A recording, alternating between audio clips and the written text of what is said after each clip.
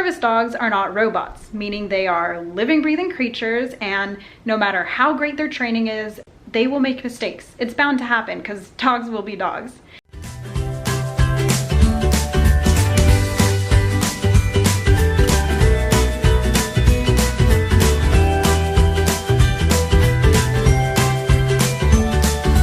On our adventure.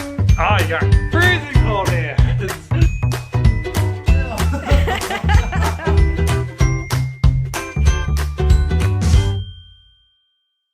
Good Wednesday morning, everyone. I am wearing one of my new shirts with one of my newish pairs of leggings, and I'm really liking the combination. Okay, I had to come sit down, but anyways, as I was going to tell y'all, I've had an eventful morning already. I had a nurse come. So since I switched insurance companies and I'm on TRICARE now, I had to get a new home healthcare company to do my home nursing visit once a week and my home physical therapy. So I had my new nurse come from my new home health company, and she was really nice, registered me with the home health company, checked my port and my tube, and said I was alive, which is good. And the physical therapist from this new company should be calling me to arrange our first session, so all good there.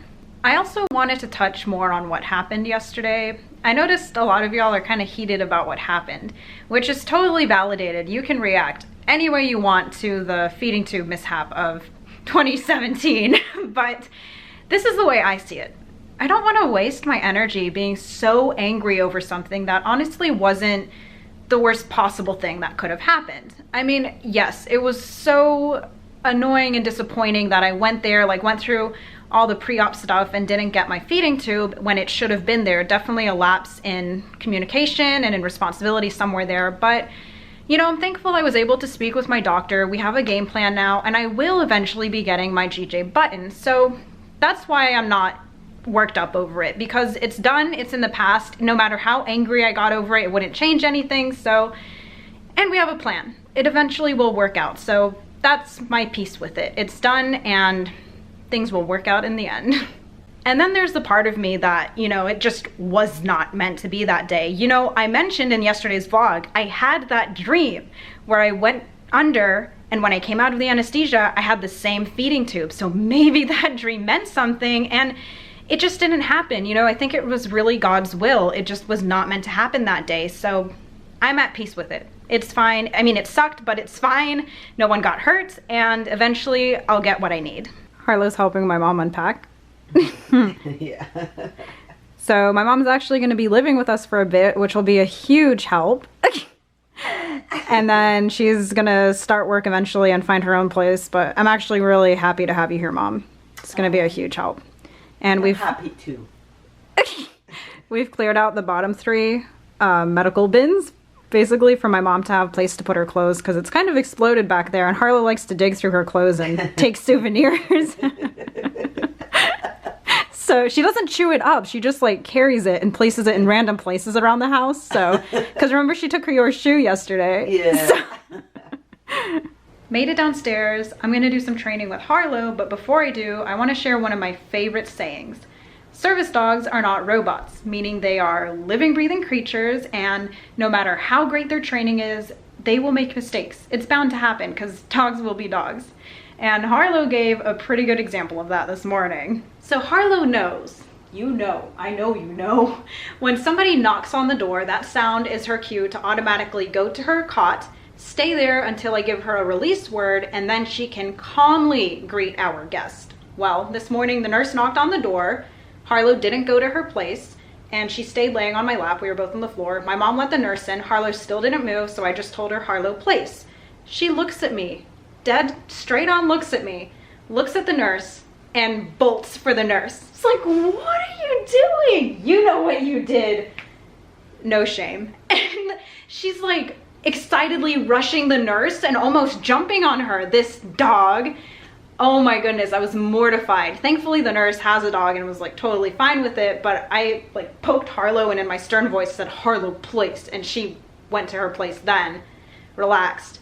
Then I allowed her to greet the nurse, but oh my goodness, I was mortified. Like I said, you know, Harlow never does that, but she's a dog and sometimes mistakes will happen. So I just wanted to share that experience because even though she's a very well-behaved, very well-trained service dog, and she's great out in public, she's great at home, she does her task work and helps me with my disabilities well, mistakes can always happen, no matter how good the training is. I think service dog handlers are more critical of their dog's behavior than other people because, you know, Harlow's behavior is a direct reflection of how I've trained her. And I know she's a great service dog and just a great dog in general, so I'm not overly critical of little mistakes like that. Even if we're out in public and say she smells something she shouldn't, it's not the end of the world. It's just Harlow, leave it, and we continue on. But thankfully she doesn't have a wandering nose. So I don't expect perfection out of Harlow, even though she has extensive training, because expecting perfection would be placing a lot of pressure on myself and Harlow, you know? We're a great team, even though we're not perfect all the time. Today we're working on Harlow's ability to push buttons with her nose. Judd picked up this button light from the dollar store and it has a hook. I can hang it on various things like doorknobs, but for right now I'm just gonna have it in my hand. And Harlow is going to be doing this task more often since I'm getting my custom wheelchair and since I'm in my current wheelchair more often. We've practiced the button pushing in the past, but now it's gonna be a more imperative task, so I really wanna fine tune it. So we're just gonna use the clicker and some carrot treats to practice here at home. So I'm clicking as soon as her nose makes contact. I'm not asking for a lot of force right now because I just want her to get used to it. Touch. Good girl. Harlow, touch. Good girl. Now I'm not going to click because I didn't ask for the behavior. Back.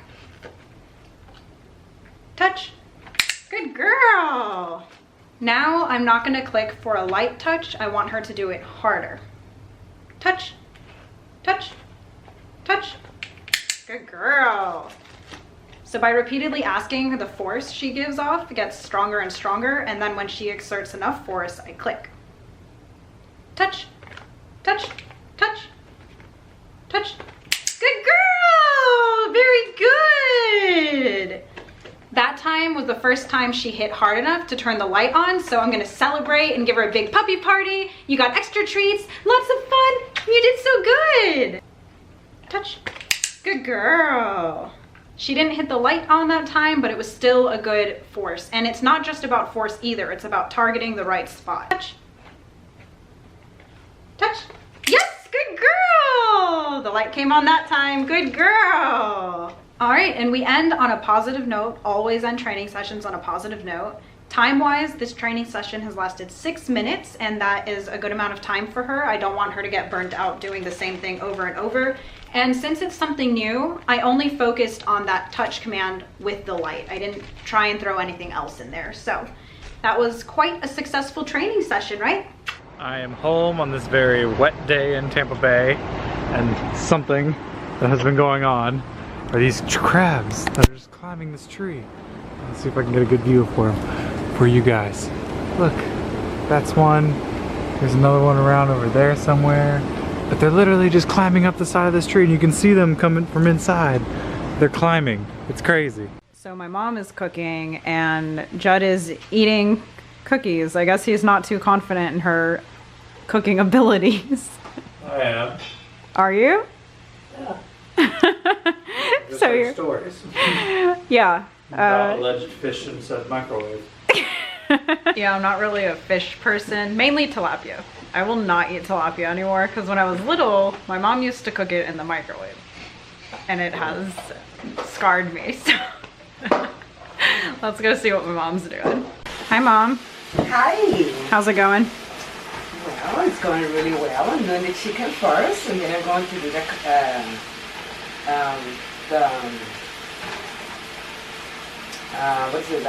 shrimps, and then I'm going to do. You found the shrimp? Yes, You were yelling at me that there was no shrimp here. There were no shrimps. Oh, you bought some? Yeah. Oh. She did the chicken, now she's doing the shrimp. It smells good, Mom. It hasn't started smelling good yet. Oh, I think it smells good. It's still the beginning. Oh, alrighty then. Well, my mom made this meal. It smells amazing. We also have bread from yesterday. Thank you for cooking, Mom. You are welcome, darling. Do you like it, babe? That's pretty good. It's You have to amazing. leave the recipe with us. I know. Mom, it's really good. What is it called? Spaghetti alla carbonara. It's good. She made it with But you put shrimp and chicken. Yeah, normally you put shrimp, but I put chicken. Scrimp chicken. Dinner was amazing, and yes, there's a link to the recipe in the description. I totally approve of this. It was really good. Thank you, Mom. I love you. So I've been practicing more with Harlow in the light, and I've hung it up somewhere. It doesn't really work to like turn it on, but it's doing well for a dollar store light. All right, Harlow, ready? Harlow, hit it. Good girl. I've decided I want the verbal command to be hit it. Harlow, punch it. Harlow, back. Twist it. Stop. She's backing up into John. Come here. Here. Ugh. Okay. Got whipped in the face. Dog tail. Harlow, hit it. Good girl. Back. Ready? Harlow, hit it. Hit it. Good girl. Harlow, hit it. Yes, good girl. And the light came on a little. Woo. Oh, she ditched me. Is she hungry or she already ate? I was going in for a kiss and she ditched me, so I guess she's hungry. Yeah, she's starving. Today Harlow has some mangoes in there and blueberries, yogurt pop, and of course all her meat. Lucky doggy. She's taking Judd's blanket again. It's her favorite thing. Why are you making that face? Why are you not making that face? I'm not I feel like it's weird. a face that should be made. Well, we're going to bed. So, I subluxed my right hip today.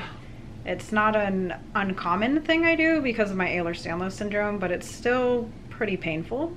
So, you and your faces. Don't worry about my faces. Worry about your sublux hip.